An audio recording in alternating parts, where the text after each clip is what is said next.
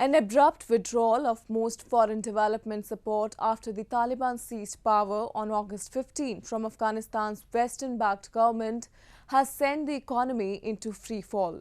A Red Cross official has raised concerns that the sanctions and donor freezes are cutting off basic services in the country and called on donors to find creative ways to prevent a massive humanitarian crisis.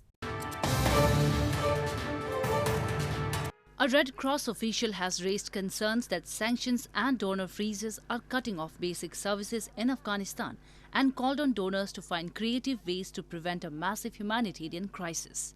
To help fill the void, ICRC International Committee of the Red Cross Director of Operations Dominic Stillhart on Monday said the charity has begun paying salaries and distributing medical supplies to 18 medical facilities to prevent the collapse.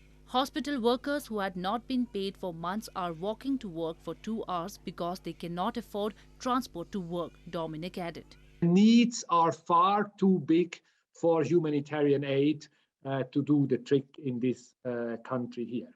Humanitarian aid was actually never meant to substitute a dysfunctional system, let alone replace collapsing economy.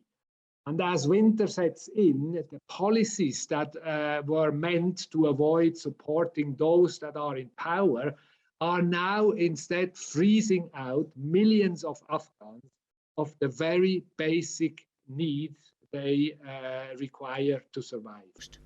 The United Nations on Monday pushed for urgent action to prop up Afghanistan's banks, warning that a spike in people unable to repay loans, lower deposits and a cash liquidity crunch could cause the financial system to collapse within months. The United States is working with the United Nations, UNDP and other international institutions and countries to find ways to offer liquidity, to infuse, to see to it that people of Afghanistan can take advantage of international support in ways that don't flow into the coffers of the Taliban, State Department spokesman Ned Price has said. This latest escalation in violence demonstrates the